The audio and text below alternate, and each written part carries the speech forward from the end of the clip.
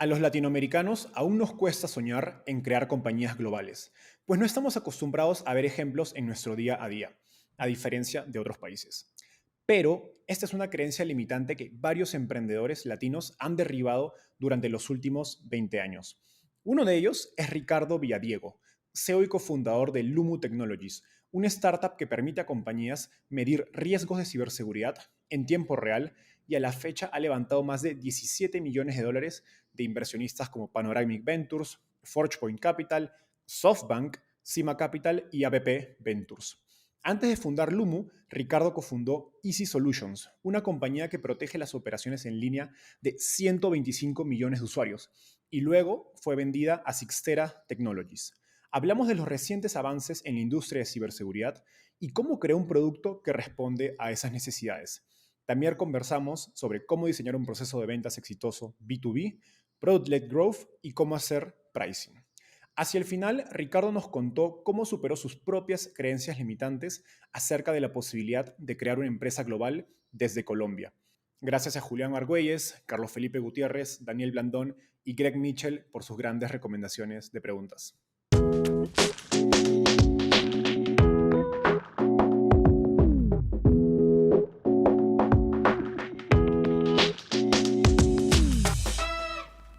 Hola Ricardo, bienvenido al podcast. Enzo, un placer estar aquí. Muchas gracias por la invitación. Gracias por darte el tiempo. Ricardo, empecemos con la pregunta que me encanta hacer a mis invitados. ¿Cómo llegaste al fascinante mundo de las startups? Wow, esa pregunta me tengo que ir hacia el 2007 más o menos, Enzo. Yo soy cartagenero, estudié ingeniería electrónica. Creo que esa es una buena forma de empezar. Eh, Hice práctica en Unisys de Colombia, en Bogotá. Y luego de hacer práctica me quedé trabajando en Unisys y una de las primeras tareas que me asignaron fue lograr que por ahí en mediados de los 90 los cajeros electrónicos de la época hablaran TCP/IP. ¿Sí? Y obviamente me empecé a meter por el mundo del TCP/IP, que es el protocolo sobre el cual corre la Internet. Y pues me di cuenta que si los bancos iban a poner transacciones sobre ese protocolo, que es naturalmente inseguro, pues algo malo iba a pasar y efectivamente eso pasó. Bueno, esa idea se quedó en mí y te hablo de mediados de los 90, seguí trabajando en Unisys.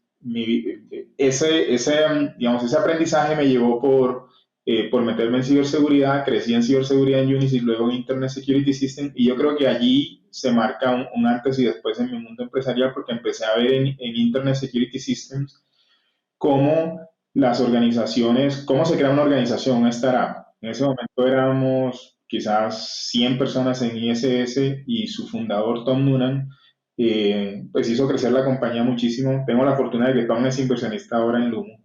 Cuando él vendió la compañía, de todo ese aprendizaje, yo dije, mi siguiente paso es poner una empresa. Y ahí conecté dos puntos, que fue esa idea que nació en mediados de los 90 de los bancos van a poner transacciones sobre Internet y eso va a generar un problema. El aprendizaje de trabajar en una compañía grande como Unisys, de trabajar en una compañía pequeña como Internet Security System o como Trend Micro, por ejemplo, que estuvo un año en Trend Micro. Y conectando esos dos puntos, cuando Tom vendió a IBM, yo dije, mi siguiente paso es voy a crear una empresa y creamos Easy Solutions. Ahora me gustaría entrar en contexto de la industria en la que trabajas, que es ciberseguridad. Digamos, no todos, quizás algunos hemos recibido un ataque, pero no todos somos conscientes de lo que está pasando tras bambalinas. Entonces, explícanos qué hace vulnerable a una compañía, un producto, un servicio, y quiénes son los responsables dentro de esas organizaciones de prevenir estos ataques. Vale, empiezo por el final de la pregunta. ¿Quiénes son los responsables? Los responsables evidentemente es el equipo de management de la compañía y el board de la compañía. El problema es que en la evolución de los ciberataques, generalmente las compañías ya tenían un modelo de negocio establecido y ciberseguridad vino a crear disrupción en esos modelos de negocio establecidos. Hace 20 años un ciberataque no lograba impactar el modelo de negocio de una organización establecida. Hoy, un ciberataque logra parar el negocio de una compañía, de un gran banco, de un gran retail, de un gobierno. Entonces es mucho más evidente que el responsable, que el dueño de ese riesgo, como el dueño de cualquier otro riesgo, es el equipo de management de una compañía y el board de la compañía. Y estamos viendo una transformación en donde las juntas directivas están empezando a tener mucho más eh, observancia en riesgos cibernéticos, lo cual yo creo que es el camino correcto porque genera la conducta adecuada en el equipo de management y evidentemente la conducta adecuada en los equipos de IT, que son finalmente quienes están accionando o jugando o más de cerca del riesgo. Entonces, ellos son los responsables, el equipo de management y la junta directiva. Y de allí, obviamente, hacia abajo. ¿Por qué una compañía es vulnerable? Una compañía es vulnerable porque los cibercriminales o los criminales de hoy, pues en el negocio del cibercrimen están intentando buscar cómo monetizar ataques. Y hace 50 o 100 años un criminal iba y atacaba a un banco físicamente, hoy no tiene que ir físicamente para causar inclusive más impacto que cuando lo hacían físicamente. Entonces, yo siempre le digo a mis clientes, el atacante en el mundo cibernético tiene la posibilidad de evolucionar infinitamente sus ataques. Y eso es lo que crea o hace vulnerable a las organizaciones, la capacidad infinita que tiene el atacante de evolucionar sus ataques. Evidentemente, pues hay una cadena larga entre ese statement y qué hacen las compañías para evitar o para protegerse. Las compañías obviamente tienen que asegurar que no hay vulnerabilidades expuestas, que si desarrollan aplicaciones, que esas aplicaciones las desarrollan de forma segura, que entrenan a sus equipos, a sus colaboradores para poder identificar cuándo alguien está intentando robar información de ellos o instalar una pieza de malware, etcétera, etcétera. Una cosa interesante de eso es que el 91% de los ataques llegan por correo electrónico. Es increíble esto que te estoy diciendo, pero es así. Uno mira la brecha de Uber de hace un par de meses y mira la sofisticación de lo que pasó y toda la información que se perdió, pero el inicio fue un correo electrónico. Entonces, a veces uno se pierde en la sofisticación del ataque y se olvida de lo básico. Lo básico es cómo hago que mi equipo sea capaz de identificar que está interactuando con el correo electrónico que le envió un cibercriminal. Y cómo hago que si cae en ese ataque, tengo las capacidades para detectar que cayó en el ataque y en consecuencia responder eficientemente a ese ataque. Entonces, un poquito de lado y lado, ¿no? De quién tiene la responsabilidad, el dueño del riesgo, como el dueño de todos los riesgos en una compañía, es el equipo de management y la junta directiva, y toda la compañía forma parte del equipo de defensa, desde cada uno de los colaboradores hasta el equipo que está directamente protegiendo o defendiendo a la organización en ciberseguridad. Qué fascinante. Es como cuando un delincuente, esto nos pasa en Latinoamérica, llaman a casa y se hacen pasar por alguien más y responde de repente el hijo o el sobrino o a veces la abuela y de manera muy inocente caen en toda una historia, ¿no? Y te tratan de atacar incluso por los puntos más débiles, aun cuando de repente tienes una alarma y no sé, un sistema de seguridad súper avanzado en casa, igual pueden entrar por eesos puntos. Total, total. Un poco para agregar complejidad al problema cibernético, el tema es que es fácil o relativamente fácil estar alerta cuando tú puedes ver los riesgos, ¿no? O sea, cuando tú vas a cruzar una calle, a nosotros nos enseñaron desde pequeño, no, pues paras, miras a la izquierda, miras a la derecha, no viene nadie y cruzas, ¿cierto? En el mundo cibernético no pasa eso. En el mundo cibernético no hay señales que podamos identificar con los sentidos, ¿no? Cuando tú vas a cruzar una calle oscura, pues la simple oscuridad hace que todo tu ser esté alerta del riesgo que puedes pasar, que puedes vivir al cruzar esa calle oscura. En el mundo cibernético eso no pasa, no hay señales que nuestros sentidos detecten para decirnos, ojo, estoy enfrente de un potencial ataque porque el correo que recibí del criminal luce exactamente igual que los 100 correos que respondí con mis colaboradores. ¿Ves? Ahora, antes de emprender en seguridad, pasas cerca de 15 años trabajando en seguridad informática, software para grandes empresas y las compañías que nos mencionaste como Unisys, Trend Micro, etcétera. ¿Cómo era la industria de ciberseguridad del lado, digamos, de las soluciones o los proveedores de soluciones cuando la ves por primera vez? Digamos, ¿y cuáles fueron los problemas más llamativos o falencias más llamativas de las soluciones existentes que te motivaron no a construir una compañía, sino dos empresas en este sector? Pues el 25 años atrás era inexistente la industria de ciberseguridad, ¿no? Yo me recuerdo en esa historia que te mencioné de este cliente que era uno de los clientes supervisionarios y early adopters de e-banking en Latinoamérica. Me recuerdo hace 25 años copiando su página web y diciéndole, mira, tu página web cualquiera la puede copiar y la puede montar en otro lado. Eso años después es lo que pasa billones de veces al día, ¿sí? Entonces era inexistente, el riesgo era inexistente. El número de ataques era inexistente porque el criminal estaba donde está el dinero. Yo siempre también le digo a los clientes, mira, el criminal va a seguir el dinero. Entonces el dinero no estaba en e-banking, el dinero no estaba en mobile banking, el dinero no estaba en fintechs, no estaba en plataformas digitales. El criminal seguía robando de la forma tradicional. Una vez las transacciones digitales empezaron a crecer, el criminal se movió a donde está el dinero. Entonces era inexistente, pero al mismo tiempo eso me permitió ver de cerca la evolución de la industria y identificar las capacidades que iban a poder utilizar esas compañías para protegerse mejor de ataques cibernéticos que iban a empezar a vivir. En el caso de phishing, en el caso de mi primera compañía, eso, nosotros le ayudamos a bancos en todo el mundo a poder combatir el fraude electrónico, que se volvió una pesadilla para todas las organizaciones y sigue siendo una pesadilla.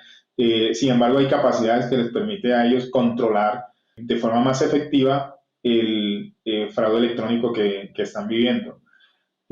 Ahora en Lumo, digamos, una de las cosas que nosotros hacemos y que nació de observar desde Easy Solution, que fue mi primera compañía, cómo estaban actuando los cibercriminales. En el mundo del fraude electrónico hay algo que le da gasolina al problema y es la información de los clientes. El cibercriminal, si no tiene información de los clientes, en fraude le queda más difícil atacar a esos usuarios porque no tiene la información de los usuarios. Entonces, ¿cómo respondió el cibercriminal? El cibercriminal respondió robando información de clientes de forma masiva. Y me acuerdo yo en el 2013, me acuerdo yo en el 2013 a la gran brecha de Target, en donde un grupo cibercriminal se robó más de 40 millones de datos de tarjetavientes que transaban en Target. Lo que pasó al día siguiente fue que el fraude electrónico se le creció a todos esos bancos. Desde ahí nació la idea de cómo evitamos, cómo protegemos que ese tipo de brechas se materialicen. Y de ahí nació el humo y ahora quizás te cuento un poco más de detalles del humo. Qué interesante, porque digamos, ahora incluso los puntos de contacto están fuera de tu alcance, ¿no? A un banco le puede afectar que a otra empresa le han robado la información de su cliente. Absolutamente. Y yo creo que la pandemia en adición aceleró ese proceso de interconexión digital entre todas las compañías. Entonces yo pongo este ejemplo, la ciberseguridad hoy en día eso es como el tránsito en las ciudades. Tú vas manejando tu auto, estás haciendo todo súper bien, la persona de al lado se distrae viendo el celular y tú que estás haciendo todo súper bien, caes en un accidente. Lo mismo pasa en ciberseguridad. Una institución financiera, un retailer, todos están conectados. Uno de esos actores tiene una brecha de ciberseguridad y todo el sistema completo se va a ver impactado. Entonces, es bien asimétrico el problema en cibercrimen, ¿no? Tienes por un lado a los atacantes con la capacidad de evolucionar infinitamente sus ataques y tienes por otro lado a todo el ecosistema interconectado, en donde cualquier error en cualquier parte del sistema genera un problema para el sistema completo. Total. Qué interesante. Y hablemos un poco más de la pandemia y el nacimiento de Lumu. Ustedes empiezan a mediados de 2019, un poco antes de justo digamos, de COVID-19 y que todos nos vayamos a casa o buena parte digamos, de la fuerza laboral a trabajar desde casa. Y Y te he escuchado decir que COVID fue digamos, un punto de inflexión para la industria de ciberseguridad.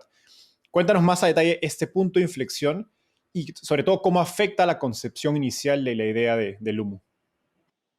Fue un acelerador para nuestro negocio. Al mismo tiempo fue una época de bastante como preocupación porque no habíamos vivido eso, ¿no? El mundo no lo había vivido. Hace 100 años no ocurría algo similar, ¿no? Si yo me acuerdo, nosotros lanzamos en agosto del 19, en febrero del 20 lanzamos, hicimos el lanzamiento oficial del Humo en San Francisco en una feria grande de ciberseguridad que se llama el RSA Conference. Y al final de esa feria empezaron todos los países a cerrar.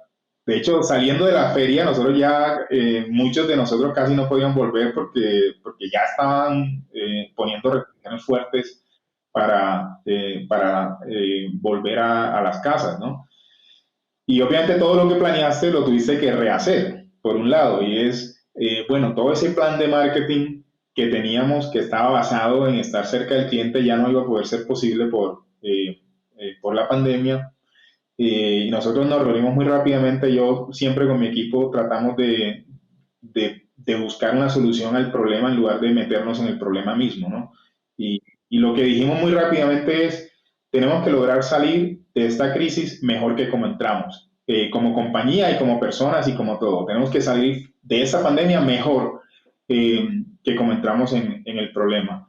Y el equipo de marketing se puso a armar una estrategia de eventos digitales que fue espectacular y aumentó la atracción significativa de la compañía. Y al mismo tiempo entendimos qué problemas estaban viviendo los clientes producto de que overnight tuvieron todas que irse a trabajar remotamente, que era algo que como que venía creciendo de a medias, inclusive pilotos como el de Yahoo, pilotos como el de Best Buy, de empresas que querían adoptar el trabajo remoto, fueron reversados y por la pandemia tuvieron que ser no solamente implementados, sino implementados de forma masiva. Todo el mundo estaba en la misma situación. Todas las organizaciones overnight se volvieron compañías de trabajo remoto. Y adivina qué pasó en ciberseguridad. Todas las capacidades de protección, ¿a dónde estaban? Estaban en las oficinas. Entonces, las organizaciones tenían millones de dólares invertidos en capacidades de ciberseguridad en las oficinas que no estaban haciendo absolutamente nada porque el tráfico estaba pasando desde nuestros hogares, desde tu casa, desde mi casa, hacia Internet, sin ser inspeccionado y sin ser revisado por nadie. Eso le dio al Humo una posibilidad gigante de crecer en una compañía que nació en medio de la pandemia con capacidades de protección de tráfico independientemente de donde estuviera el tráfico y aceleró significativamente nuestro crecimiento. Generó otros problemas también, pero aceleró significativamente el crecimiento. Aún recuerdo que mi mamá trabajaba en un banco en medio de la pandemia y tuvo casi que un mes o 2 meses de vacaciones mientras el banco se demoraba en poder enviarle una laptop con las condiciones de seguridad, porque claro, llegaba a la oficina, usualmente se conectaba y pues como tú dices, todas las medidas de ciberseguridad están implementadas. En mi casa pues no había ninguna de estas medidas y el banco tuvo que hacer este proceso de transición para que sea seguro trabajar, digamos, como un ejecutivo, digamos, bancario desde casa. El criminal vio la posibilidad, Enzo, de atacar masivamente a los usuarios porque sabía que el usuario estaba fuera de la compañía donde no habían capacidades de protección, entonces era presa fácil. Total. Esto realmente le ayudó al Humo significativamente. Te decía que nos creó otros inconvenientes, como por ejemplo, estábamos naciendo como compañía, teníamos menos de 20 personas. Crecer dentro de la pandemia fue un reto. Nosotros tuvimos personas que por un año no las conocíamos físicamente. El proceso de entrevista fue totalmente virtual, entró a trabajar virtualmente. Yo creo que esas personas pensarían o dirían, ¿será que el Humo me va a pagar al final de mes? Bueno, eso fue un aprendizaje. El otro aprendizaje fue cómo asegurar que creces virtualmente y mantienes al equipo en la misma página, ¿no? Que es difícil cuando tú estás en la oficina y te tomas un café y compartes uno físicamente a virtualmente cómo creces significativamente y mantienes a la compañía en la misma página. Pero, pues, retos súper interesantes. Justo hace unos minutos hablabas del cambio en su estrategia de marketing y esta estrategia de webinars que tuvo éxito. aprovechando eso, me gustaría profundizar en temas de go-to-market y ventas B2B, porque entiendo que Easy Solutions, tu primera compañía, atendía a clientes corporativos con un modelo, digamos, más basados en ventas, con equipos comerciales. En Lumo, y acá corrígeme si me equivoco, veo que atienden empresas más pequeñas o medianas, que, digamos, que pueden probar y comprar su producto directamente a través de la página web, como se conoce en inglés el famoso, digamos, Product-led Growth o crecimiento a través de producto en español. Digamos, cuéntanos esas diferencias entre los modelos de ventas entre tus dos compañías y cuáles fueron las razones de negocios que te iban a elegir un modelo, digamos, más basado en producto para Lumo. En Easy Solution atendíamos el sector financiero. Entonces, cuando tú miras el mercado financiero, pues tú ves un grupo de instituciones establecidas por países. Si vamos a Perú, no sé, 15 instituciones financieras. Si vienes a Colombia, eh, 20 quizás. Un poco más en Brasil. En Estados Unidos hay como 11.000 instituciones financieras, pero cuando tú las miras realmente son como 25 instituciones grandes y luego hay una lista larga de instituciones bien, bien pequeñitas. Entonces, atender ese mercado no requiere tanta sofisticación desde el punto de vista de go-to-market como cuando atiendes el mercado eh, de protección cibernético masivo, como lo hace Lumo. Lumo atiende compañías de todos los tamaños y de todas las verticales. El cliente más pequeño que nosotros tenemos puede tener 10 empleados, el cliente más grande que tenemos puede tener 150.000 empleados. Entonces, cuando tú como emprendedor te enfrentas a cómo sirves el mercado eficientemente en una compañía versus otra, en mi caso Easy Solution versus Lumo, te das cuenta que lo que te funcionó en una compañía no necesariamente te va a funcionar en otra compañía. Y para hacerlo eficiente empezamos a aprender de Product Led. Product Led es bastante utilizado en B2C, en B2B Es reciente, ¿no? Cada vez más. yo diría que es relativamente reciente y en ciberseguridad definitivamente es muy reciente. Hay muy pocas compañías que son realmente product-led en ciberseguridad. Y eso a nosotros nos ayudó muchísimo porque nos permitió efectivamente llegar a compañías de todos los tamaños y de todas las verticales de una forma muy eficiente. Haber lanzado eso, viéndolo retroactivamente, nos ayudó muchísimo también durante la pandemia, porque durante la pandemia, si tú tenías que desplegar una caja, ¿no? En ciberseguridad se mueve mucho así, tú desplegas algo físico, pues no podías porque es que traerlo y llevarlo y habían restricciones. Los clientes del Humo entraban al Humo, abrían una página, una cuenta y automáticamente empezaban a desplegar su tecnología. Pues eso hizo que servir al cliente, el mercado sea mucho más eficiente. Al mismo tiempo, eso es estamos sirviendo B2B, ¿no? Entonces, las métricas de conversión son diferentes. En B2C hay muchas compras impulsivas, ¿no? Tú entras, no sé, a Canvas y te gustó y vale, no sé, $12, lo compro. En B2B, el usuario, el buyer, está ejecutando el presupuesto de una compañía. Entonces, la compra termina siendo más racional también. Pero definitivamente ser product-led desde el comienzo te permite a ti navegar procesos de negociación en donde ni siquiera estaban pensando en ti, en donde llegaron a ti producto del freemium y del valor que el freemium le entrega, Ujú. ¿no? Sí, de hecho, hace unos meses estuve en la conferencia SaaStr, que es la conferencia de SaaS más grande de Estados Sí. Unidos, y pues mostraban una estadística de que hoy día las compañías más grandes de software en Estados Unidos tienen un muy buen componente o buena parte de sus ventas vienen de Product Led, porque digamos, el modelo Enterprise tiene un techo eventualmente. Y bueno, Slack es quizás una de las compañías que popularizó esta estrategia, digamos, con la que más gente tiene, digamos, contacto. Pero para que esto funcione el producto, pues debe ser fácil de registrarse, sencillo de empezar a usar. Cuéntanos, digamos, desde tu experiencia, qué características debe tener un producto para poder generar ese tipo de, digamos, de adopción digamos, de tipo consumidor para un producto B2B. Tiene muchos retos, Enzo. Tiene primero que tener a la compañía, a todas las áreas de la compañía en la misma página. Nosotros, de hecho, al comienzo de la compañía, teníamos personal de ventas que venía del mundo tradicional empresarial, ¿no? El mundo de la venta en donde la reunión es la que funciona, en donde tú no quieres que el cliente use el producto hasta que realmente valida si hay presupuesto o no. Pues de hecho, inclusive nos tocó contratar y salir de personas que no podían cambiar el mindset de estamos creando una compañía diferente de ciberseguridad. Nosotros dentro de la compañía vemos muchas otras compañías intentando ser product en ciberseguridad, pero cuando tú la miras de verdad, es product de mentiras. No, yo no le facilito al cliente que use el producto. Mira, en Lumu tú llegas a Lumu y no tienes que hablar con nadie. Tú abres tu cuenta, creas tu cuenta y el producto te empieza a entregar valor. Entonces, el mindset a lo largo del Customer Journey es totalmente diferente. Nosotros, todas nuestras actividades de marketing y ventas están enfocadas en que los clientes vean valor en el producto freemium. Y si el cliente ve valor en el producto freemium, el cliente sofisticado va a buscar cómo puede obtener más valor de ese producto. Y ese más valor lo va a obtener en las versiones pagas del producto. Entonces, ¿qué tienes que tener en cuenta? Primero, que sea de muy fácil despliegue, que sea muy fácil para el cliente empezar a obtener valor del producto freemium.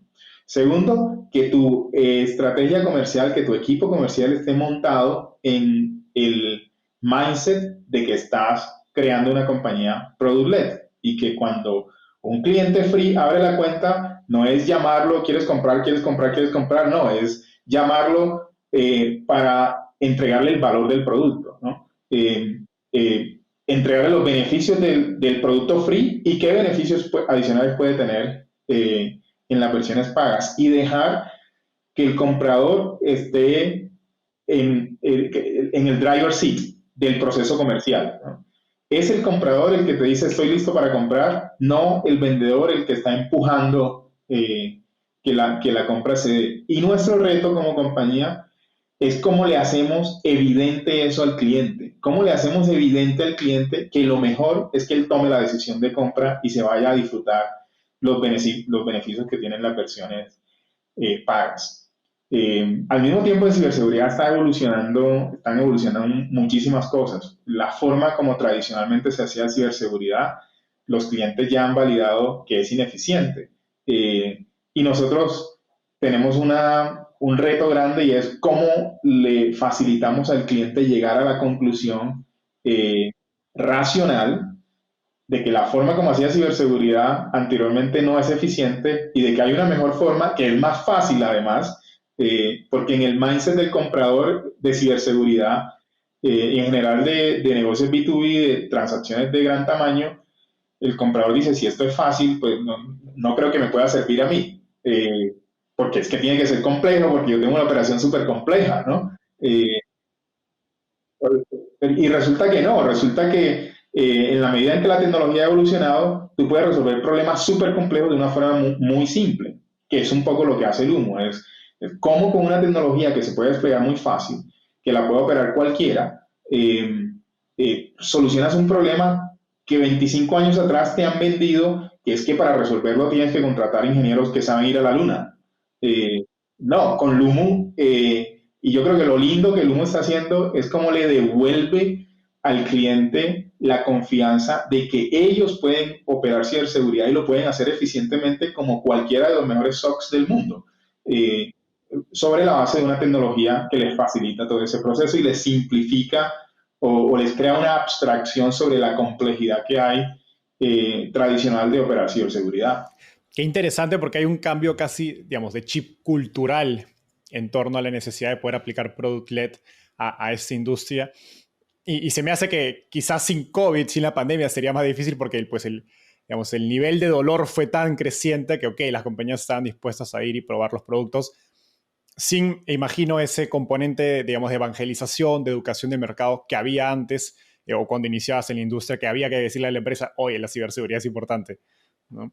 Ahora, una compañía B2B, como explicas, digamos, que usa product-led, no significa que no tenga un equipo de ventas, digamos, de hecho ustedes tienen un equipo de ventas y ya has hablado mucho de cómo tiene que encajar ese equipo comercial a la estrategia product-led. Digamos, cuéntanos cuál es el rol del equipo de ventas de Lumu en esa estrategia y pues y cómo se complementan y diferencia también con una No, estrategia tradicional. no, nosotros, digamos, en el mundo Product-led B2B, eh, te decía, el cliente finalmente es una venta B2B, que es una venta mucho más racional que la venta Ujú. B2C. El cliente está ejecutando el presupuesto de una compañía. Entonces, ¿qué hace el vendedor? El vendedor es un facilitador del proceso. Muchas veces la conversión no necesariamente ocurre online, como en el mundo B2C, sobre todo si son transacciones de gran tamaño, transacciones de $500,000, de $700,000, es difícil que ocurran online. Eh, y el vendedor es un facilitador de ese proceso. Ya que el cliente hizo el trabajo durante todo el proceso freemium de validar que esa es la tecnología que necesita, que esa es la tecnología que le resuelve el problema, ahora el vendedor guía el proceso de conversión en transacciones de tamaño significativo, más de $50,000, te diría yo, de cómo navegar los procesos de compra. Cuando tú miras Latinoamérica, yo creo que todavía hay un potencial de disrupción grande en simplificar los procesos de compra B2B. Eh, Todavía tienes que registrarte como proveedor y te hacen un montón de procesos y papeleos y firma aquí, y la firma tiene que ser en físico y el contrato no puede ser digital porque yo necesito ver el papel. Entonces el vendedor guía todo ese proceso hasta que la compra se da. En otros mercados donde estamos, por ejemplo en Estados Unidos, si el cliente quiere comprar, realmente el proceso todo es digital y el cliente compra y el delivery de la suscripción en nuestro caso se entrega de forma digital, pero necesitamos asegurar que navegamos los procesos en todos los mercados donde estamos. Y no podemos forzar un mercado que se comporte como otro, porque cada mercado tiene su personalidad y su forma de ser, y los emprendedores y las compañías eficientes son las que son capaces de surfear esas necesidades. Entonces, el vendedor del humo se encarga de manejar el pedazo del proceso de ventas que es sales-led, llamémoslo así. Lumo tiene una combinación de product-led en donde aceleramos la adquisición de cuentas utilizando free y entregándole valor a los clientes free. Y una vez el cliente ve valor, ese cliente pasa al mundo sales-led donde el vendedor del humo se encarga de guiar la conversión. Cuando termina la conversión, cuando ya es un cliente del humo, el producto se encarga de medir el engagement que tiene el cliente con la tecnología y eso nos permite predecir mejor nuestra capacidad de retener a ese cliente y entregar recursos adicionales de Customer Success donde más lo necesitamos, que son los clientes donde eventualmente no vemos el nivel de engagement que quisiéramos ver para asegurar que se mantiene hacia el futuro con la compañía. Entonces, el journey es bien, nosotros internamente lo llamamos Experience-Based Growth, porque combina lo mejor de Product-Led, lo mejor de Sales-Led y la capacidad de retener al cliente de forma eficiente. Ujú. Genial. Y me gustaría hacer doble clic en el tema de los tamaños de contratos que mencionabas y cómo varía según digamos, el tipo de cliente y el tipo de mercado. Porque he visto varias startups digamos, de software as a service que tienen productos muy interesantes y le generan muchas digamos, ganancias o valor a grandes compañías, pero los montos de sus contratos son pequeños en relación al tamaño y beneficio que le generan a esos clientes. ¿Qué has aprendido acerca de cómo hacer buen pricing, digamos, y en qué momento crees que digamos, uno debe enfocarse o volverse más disciplinado en torno a precio? Una de las cosas que aprendí de Easy Solutions y que aplicamos muchísimo en Lumo es a iterar sobre el pricing continuamente. Entonces nosotros intencionalmente, trimestre a trimestre, reflexionamos sobre el pricing. Eh, y eso nos permite asegurar que estamos atendiendo el mercado de forma eficiente. Curiosamente en Lumo cuando arrancamos el pricing del producto es por assets. Un asset o un activo es cualquier dispositivo que genera tráfico en la red. Entonces, en la red tú tienes laptops, tienes servidores, tienes teléfonos IP, tienes dispositivos móviles, tienes smart TVs, tienes cámaras IP, etcétera. Cada uno de esos dispositivos es un asset para Lumo. Y el modelo de pricing es súper fácil, es por asset por mes, per asset per month. ¿Sí? El valor del dispositivo disminuye en la medida en que un cliente tiene más dispositivos, como tiende a ocurrir. Entonces eso nos permitió, y eso no fue intencional, me gustaría decirte que fue intencional, pero no lo fue. Eso nos permitió servir de forma efectiva a clientes muy pequeños porque tienen pocos assets y clientes muy grandes porque tienen más assets, con un pricing que le hace sentido a todos, ¿no? Si yo tengo menos assets, pues la suscripción del Lumo me vale menos, y si tengo más assets, me vale más. Eso creó una disrupción en el mercado porque si tú querías implementar tecnologías como las del Lumo en clientes muy pequeños, tu precio de entrada era muy alto. ¿Por qué? Porque típicamente hay una caja involucrada y esa caja tiene un costo y no puedes ir por debajo de ese costo porque entonces te vas a perder en esos clientes. Lumo es 100% SaaS, entonces ese modelo permitió escalar eficientemente. Eso no quita que nosotros revisamos continuamente el tema de pricing. Entonces, por ejemplo, en Estados Unidos nosotros entramos a un mercado, como tenemos muchos clientes pequeños en Lumo, en Estados Unidos hay la industria de Managed Service Providers es gigante. Hay más de 4.000 service providers, Managed Service Providers en Estados Unidos que atienden a 28 millones de small and medium businesses en Estados Unidos, empresas de menos de 100 empleados. Una empresa de menos de 100 empleados en Estados Unidos, ella no hace su IT directamente, lo hace uno de sus Managed Service Providers, que le resuelven todo el problema, desde la compra de las licencias Office 365 o Google Suite hasta las capacidades de ciberseguridad que necesitan. Pues nos damos cuenta que en ese mercado, la forma como ese mercado compra es diferente. Ese mercado sabe modelar mejor por usuario y Lumo es por asset. Entonces ahí tenemos la necesidad de construir un bridge entre la forma como ese mercado compra y la forma como Lumo tradicionalmente le vende al cliente final. Pero si no creas procesos intencionales en tu compañía de identificar cómo remueves esas fricciones, pues nunca los detectas y en consecuencia nunca los solucionas.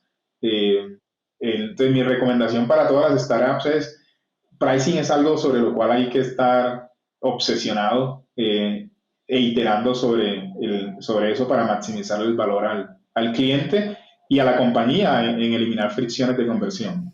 Me encanta esta idea porque hace unas semanas escuchaba un podcast donde entrevistaban a un consultor de pricing y él hablaba él dice, en lugar de pensar en product market fit, deberíamos pensar en product pricing fit, que digamos que el precio es parte de la propuesta de valor y tiene que estar también alineada al valor que el producto, al mercado que lo recibe, a la manera de comprar de ese cliente, etcétera. 100% de acuerdo con eso. Ricardo, ahora me gustaría profundizar un poco en los aprendizajes que has tenido como, digamos, ya emprendiendo tu segunda compañía, también como un ejecutivo, digamos, en tecnología. Y en varias entrevistas pasadas te he escuchado decir, digamos, que los latinos no estamos acostumbrados a soñar en compañías globales, pues nos vemos ejemplos en nuestro día a día, a diferencia quizás jóvenes que salen digamos, de la universidad en Estados Unidos y ven un Apple, un Google, digamos, en su cercanía. Y que, digamos, tú en tu historia en particular, desde un inicio, tenías muy claro que querías construir una empresa global.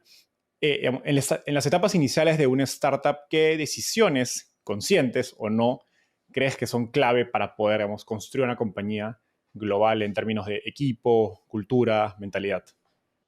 En el caso particular mío, yo creo que tener muy claro que necesitabas una tecnología que no tuviera barreras geográficas, ¿no? Eso es lo que te permite. Siempre nuestro motivador fue, queremos crear una compañía global desde Colombia. Mucha gente me decía, no, este man está loco, ciberseguridad de Colombia, eso no se puede hacer.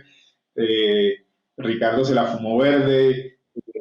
O sea, nada que ver. Pero yo creo que cuando uno trabaja por eso, empiezan como a presentarse frente a ti las capacidades que necesitas para disminuir fricción geográfica. El primero es construir software. Software que soluciona un problema que el mundo quiere resolver. Si tú solucionas un problema con software que emprendedores en Lima o empresarios en Lima quieren resolver, pues es difícil que lo escales globalmente, pero si tú solucionas un problema que está afectando a todas las empresas del mundo, tu posibilidad de realmente tener impacto global es grande. Entonces ese es el primero. El segundo, el mindset de que nosotros no lo conocemos todo. Entonces si yo quiero entrar en Estados Unidos, pues yo no conozco todo en Estados Unidos y necesito gente que hace mejor el trabajo en Estados Unidos que lo sé hacer yo. Y si quiero entrar a Japón, necesito traer a alguien que conozca ese mercado.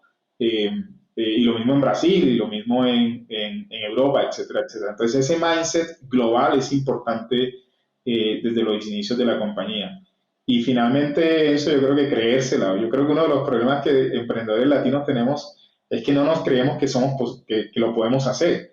Y internamente decimos, si lo hizo un alemán, si lo hizo un israelí, si lo hizo un americano, ¿por qué no? O sea, que hay de diferente en que un latino lo pueda hacer. Entonces, creernos que podemos crear ese nivel de disrupción y no solo creernos como empresarios, sino que yo creo que el ecosistema también tiene que empezar a creerse eso. Muchos de mis problemas de crecimiento en Easy Solution era que el mercado tampoco se creía que una compañía nacida en Latinoamérica podía resolver los problemas que ellos tenían y preferían comprar una tecnología que venía de otros lados.